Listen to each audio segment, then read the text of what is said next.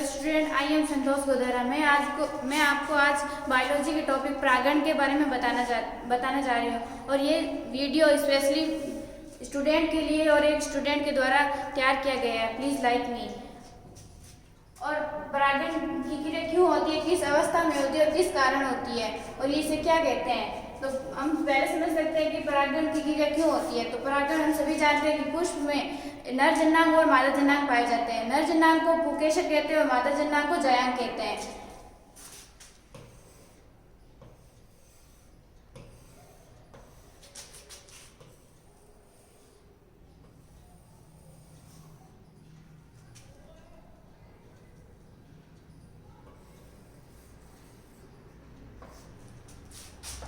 ये जो होता है ये पुकेसर होता है, जिसे नर जन्नांग कहते हैं।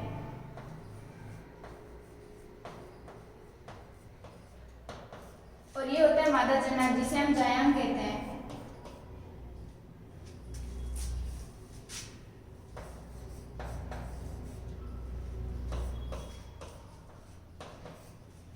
जो पुकेसर होता है उसके दो भाग होते हैं, एक पूतंतु और एक परागकोश। जो पूतंतु और एक परागकोश होता है, परागकोश में परागणों का निर्माण होता है और ये परागण ही परागण की क्रिया में महत्वपूर्ण भूमिका निभाते हैं। तो इसका जो ये पार्ट होता है ये परागकोश होता है।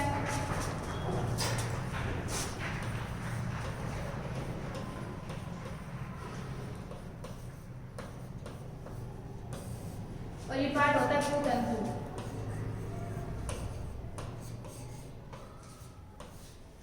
और जो ये मादा जन्नांग होता है, जो जायांग, इसमें ये ऊपर वाला जो पार्ट होता है ये वर्तिकाग्र होता है।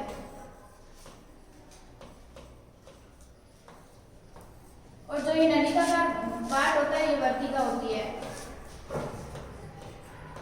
और जो फूला हुआ भाग होता है ये अंडाशय होता है।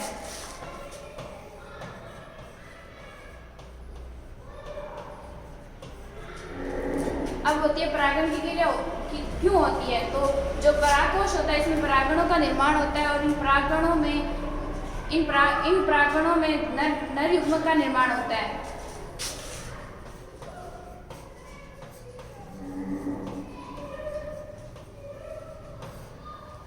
इन परागणों में नर युग्मक का निर्माण होता है। जो अंडाशय होता है, इसमें अंडाशय में जो बीजांड होता है, इस बीजांड में जो भ्रूणकोश होता है, इसमें मादा युग्मक का निर्माण होता है।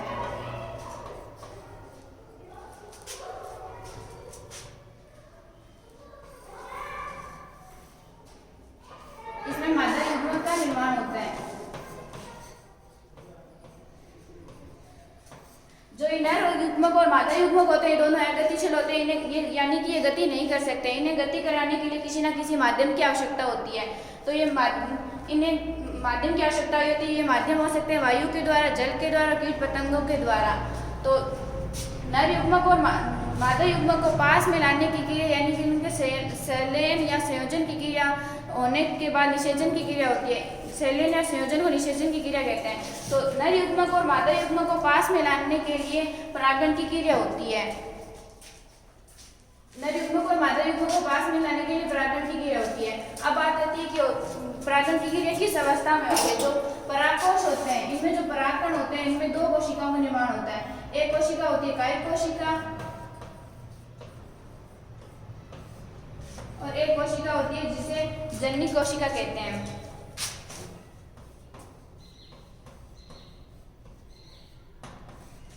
जननी कोशिका, तो ये कायिक कोशिका जो बड़ी होती है और जननी कोशिका छोटी होती है। हम कह सकते हैं कि परागकणों में जब दो कोशिकाओं का निर्माण होता है तब परागण की क्रिया होती है। अब बात आती है कि परागण की क्रिया होती किस प्रकार है।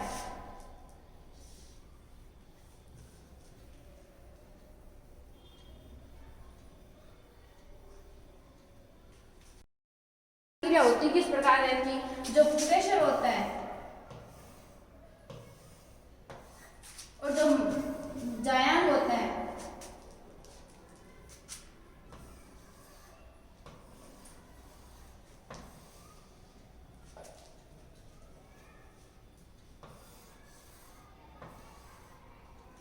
ये पुकेसर होता है, ये जायांग होता है। जो पुकेसर में जो परागकोश पाए जाते हैं, परागकोश में परागणों का निर्माण होता है। ये परागण जब जायांग की वर्तिकाग्र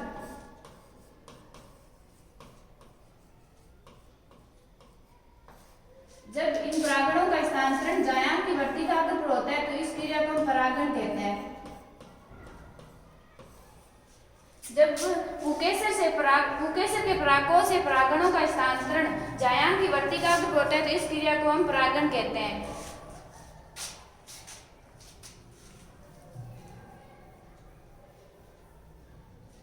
अब बात आती है कि परागण कितने प्रकार का होता है। परागण दो प्रकार होता है, एक स्वपरागण और पर परागण।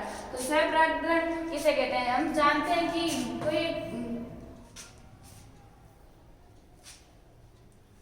कोई एक पौधा है तो इसमें ये पुष्प है, तो इस पुष्प में हम एक नर जननांग है और एक मादा जननांग है।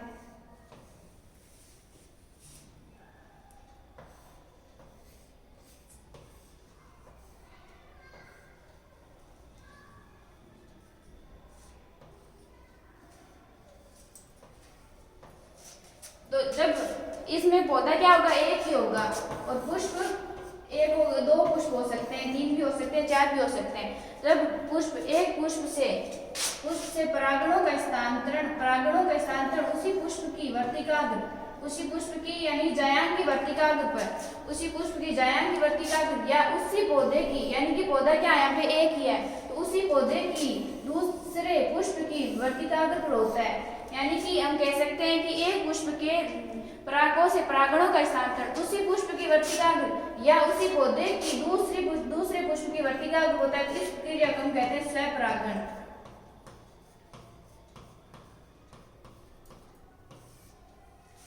अब ये क्रिया कितने दो कंडीशन में हो सकती है, तो एक में तो एक ही पुष्प होगा और एक में दूसरा पुष्प भी हो सकता है।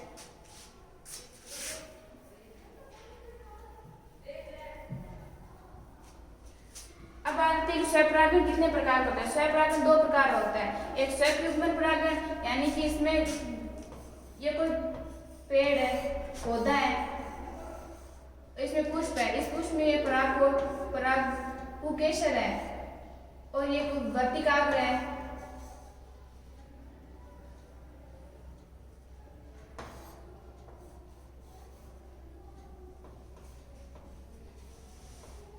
ये वर्तिकाग्र है, तो एक पुष्प के पुकेसर से परागकणों का स्थानांतरण, एक पुष्प से पुकेसर से परागणों का स्थानांतरण उसी पुष्प की वर्तिकाग्र पर होता है, तो इसे हम कह सकते हैं स्वयुग्मन।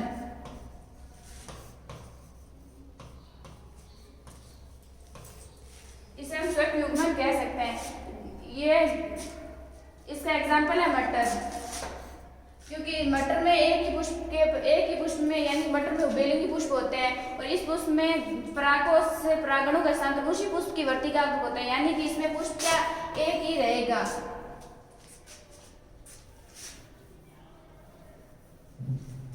अब बात आती है कि सजात पुष्पी परागण क्या है। सजात पुष्पी परागण, जब कोई एक पौधा है, इसमें क्या है, दो पुष्प है, अब इस पुष्प में ये पराग पुकेसर है और ये वर्तिकाग्र है। हमने पहले पढ़ा था कि स्वपरागण में दो कंडीशन होती है, या तो एक पुष्प में वर्तिकाग्र परागण पहुंचेंगे या दूसरे पुष्प की वर्तिकाग्र परागण पहुंचेंगे। तो यहाँ से परागणों का स्थानांतरण उसी पौधे के दूसरे पुष्प की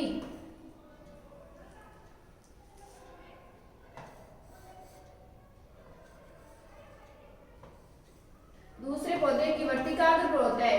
हम कह सकते हैं कि एक पुष्प के परागों से परागणों का स्थानांतरण उसी पौधे की, यानी पौधा इसमें एक होगा, पुष्प चेंज होंगे, दूसरे पौधे के पुष्प की वर्तिकाग्र होता है, इस क्रिया को सजात पुष्पी परागण कहेंगे।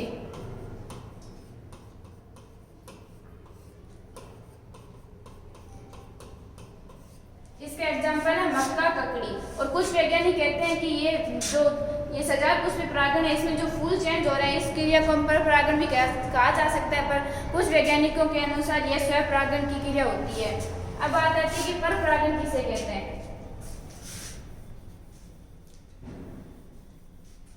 स्वपरागण में क्या था, पौधा एक ही था, सिर्फ फूल चेंज हो रहे थे, और पर परागण में क्या होगा कि पौधा ही चेंज हो जाएगा।